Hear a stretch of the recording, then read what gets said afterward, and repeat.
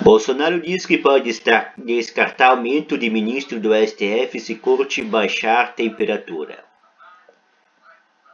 Brasília e Distrito Federal, cidade de São Paulo, foram presos. O presidente Jair Bolsonaro, PL, afirmou neste domingo 9 que deve decidir sobre a proposta de aumentar o número de ministros do STF, o Supremo Tribunal Federal, após as eleições e que ele vai depender da temperatura da corte. Em entrevista para um canal no YouTube, Bolsonaro fez as contas dos ministros que pode ter a seu favor caso seja reeleito. Seriam os dois já indicados por ele, Cássio Nunes Marques e André Mendonça.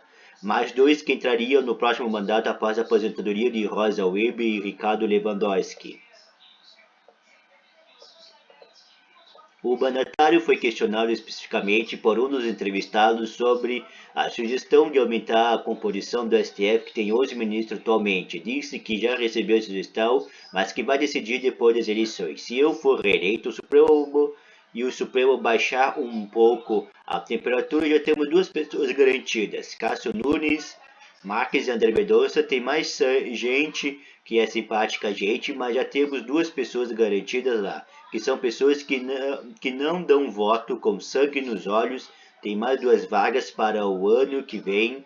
Talvez você descarte essa sugestão, afirmou o presidente ao canal Pilhado.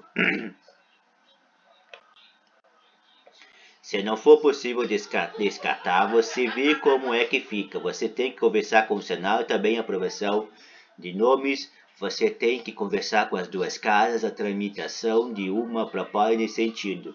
E está da cara que muita gente do Supremo vai para dentro da Câmara e do Senado contrário, porque se você aumentar o número de ministros do Supremo, você pulveriza o poder deles. Eles passam a ter menos poder e lógica que não querem isso, completou. O presidente teve um ambiente bastante amigável durante o podcast, com ambos os entrevistadores manifestando voto em Bolsonaro e repetindo mantras bolsonaristas como críticas ao judiciário e à imprensa. Um deles é Paulo Figueiredo.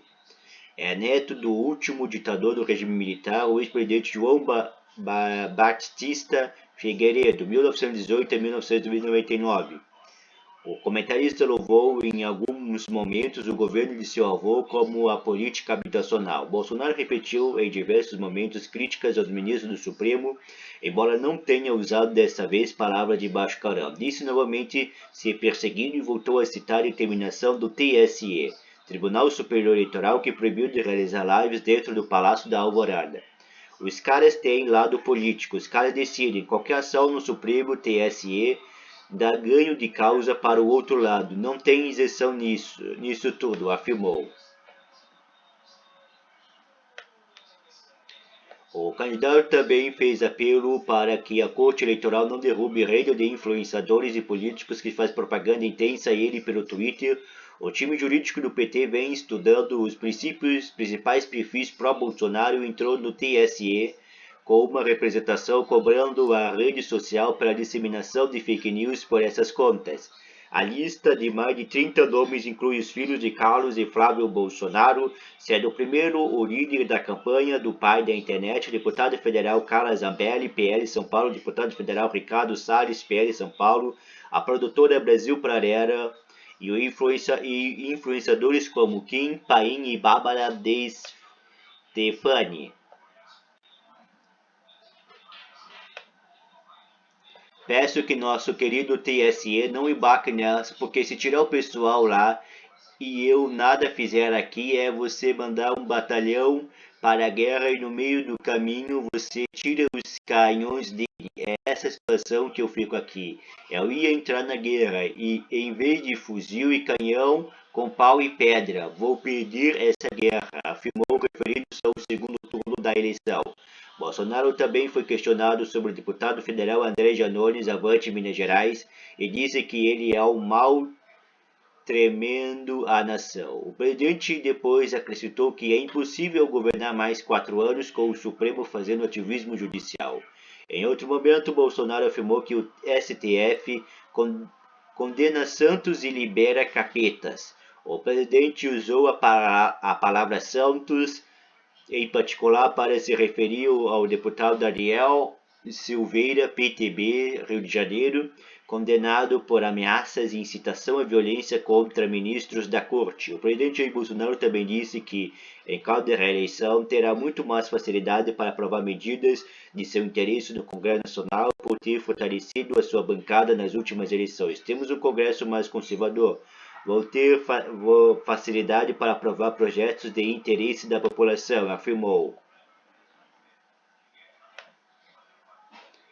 Bolsonaro também criticou o uso pela campanha de Luiz Inácio Lula da Silva da entrevista de qual afirma que comeria o índio. Disse que a missão ao canibalismo teria o intuito de amedrontar a população.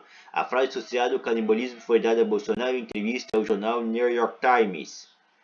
O mandatário também acusou seus opositores de jogo sujo ao divulgar que o senador Fernando Collor de Mello, PTB Alagoas, se tornou ministro da Previdência Virtual segundo o governo que eu iria confiscar a aposentadoria de aposentados. Agora estão falando duas coisas aí. Primeiro que eu sou canibal. Pô, é foda, né? Aguentar um trem desse aí. A outra é que Collor vai ser ministro e que nós vamos confiscar a aposentadoria dos aposentados. É o tempo todo assim, afirmou. Após ter relacionado a vitória de Lula no Nordeste, a alta taxa de analfabetismo na região, Bolsonaro buscou amenizar a situação e disse que nunca havia feito essa associação e, sem provas, levantou dúvidas sobre o desempenho do petista na região.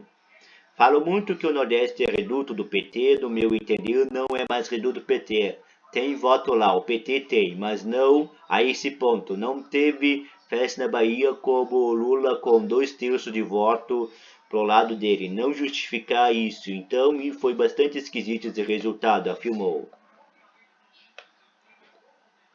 Bolsonaro passa o domingo em Brasília após viagem. No fim de semana, no sábado, dia 8, o presidente participou de festividade Sírio de Nazaré, em Belém. O mandatário esteve a bordo da coberta do Marinha Garnier Sampaio, embarcação que leva a imagem peregrina Nossa Senhora de Nazaré, mas permaneceu isolado. A procissão pelas águas de Bahia do Guajará faz parte das 13 romarias de Círio de Nazaré, considerada uma das maiores festas religiosas católicas do mundo. Ao retornar a Brasília, no fim da tarde, o presidente foi direto para o Estádio Nacional Mané Garrincha, onde posou para fotos com a dupla Henrique e Lugiano.